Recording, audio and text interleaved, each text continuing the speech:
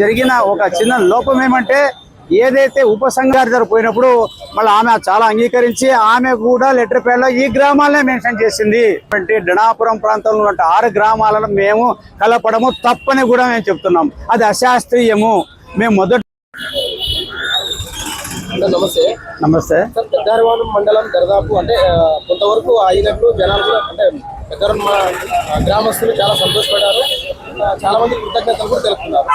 అంటే కొన్ని గ్రామాలు చాలా వరకు కొన్ని గ్రామాలు అంటే ఈ సైడ్ ఉన్నటువంటి గ్రామాలు ఒక అందుబాటులో అంటే చాలా దూరం అవుతుందని చెప్పేసి కొంతమంది గ్రామాలు వ్యతిరేకిస్తున్నాయి.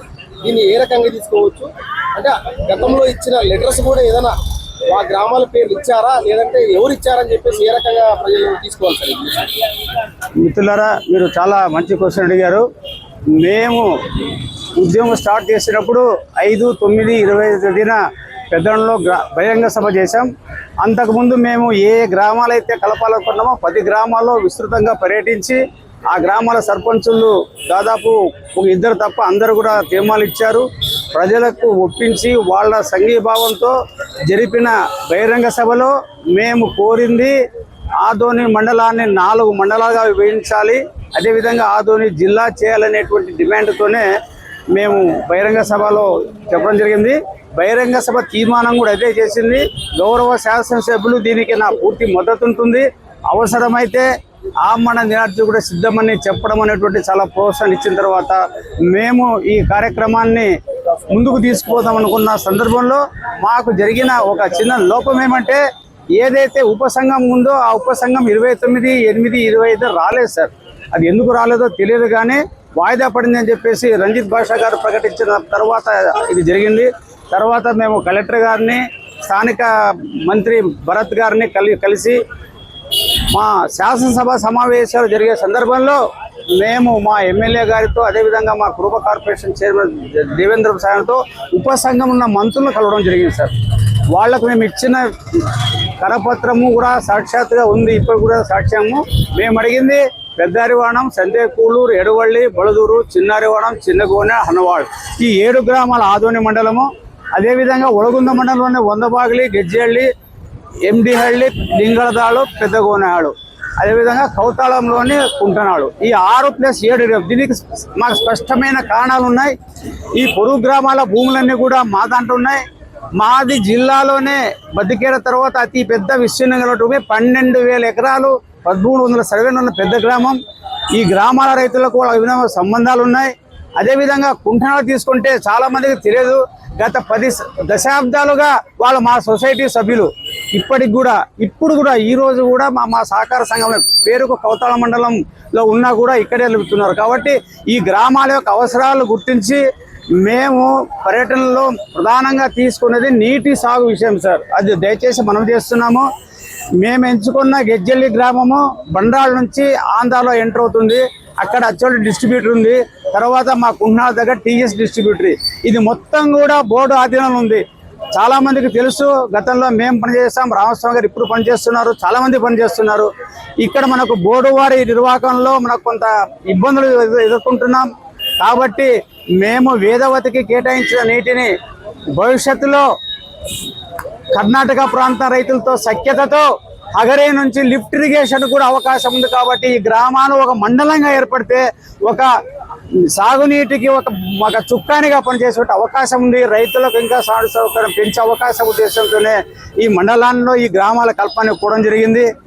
మేము మా కోరికను మా సవిత మంత్రి గారి దగ్గర పోయినప్పుడు మళ్ళీ ఆమె చాలా అంగీకరించి ఆమె కూడా లెటర్ ప్యాడ్లో ఈ గ్రామాలనే మెన్షన్ చేసింది.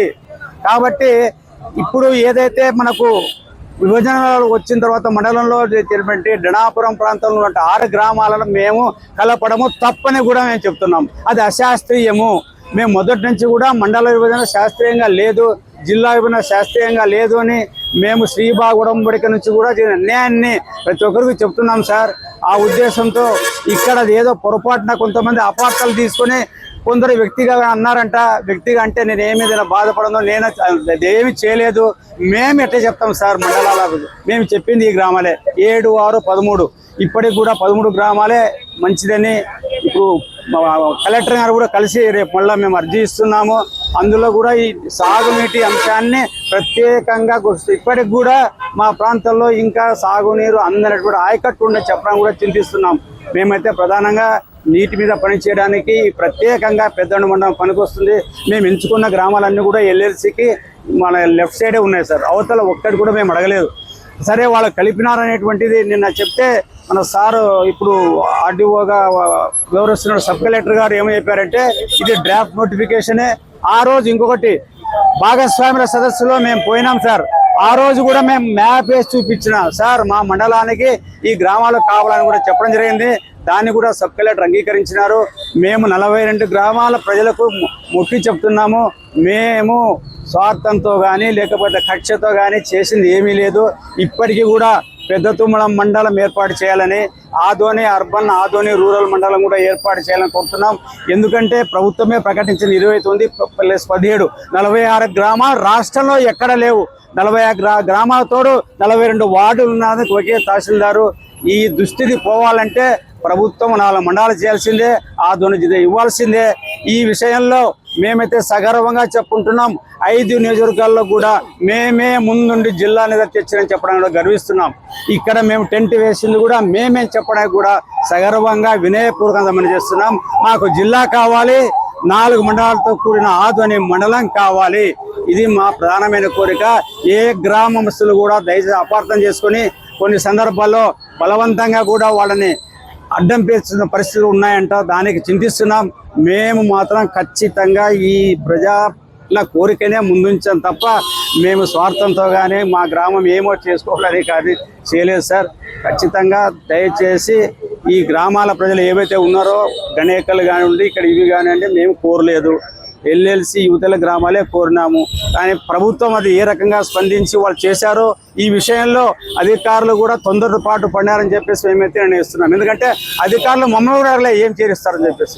కాబట్టి ఈ పరిస్థితుల్లో ఈ ఆదోని మండలాన్ని మళ్ళా 4 మండలాలుగా చేయడానికి పెద్ద తుమ్మలం ప్రజలు ముందుకు వచ్చారు. వాళ్ళకు చేయాలా, ఆదోని రూరల్ ఆదోని అర్బన్ చేయాలనేటువంటి నినాదాన్ని ఇప్పటికీ కొనసాగిస్తూ ఆదోని జిల్లాకు పూర్తి మద్దతు ఉంటుంది. ఆదోని జిల్లాకు మద్దతే కాదు, నేను ఆ మేడంకి చెప్పాను, లలితా మేడం గారికి ఏమని చెప్పానంటే విశ్వ పరిషత్లో సమావేశమైనప్పుడు జేఏసీగా ఏర్పడి అందరూ ఐక్యంగా ఉంటే కూడా నేను 25,000 రూపాయలు ప్రకటించినాను. ఇప్పుడు జేఏసీ సమర్థవంతంగా పనిచేస్తుంది కాబట్టి జిల్లా కోసం నేను 25,000 కూడా నేను ఇస్తున్నాను అని చెప్పి ప్రకటిస్తున్నాను. కావాలి కావాలి కావాలి కావాలి మండలాన్ని అడ్డగోలుగా విభజించి ప్రజల మధ్య పెట్టినటువంటి దీన్ని మేము నిరసిస్తున్నాం. మండలాన్ని అడ్డగోలుగా విభజించి అనవసరంగా వివాదాలకు తీసినటువంటి విధానాన్ని మేము నిరసిస్తున్నాం.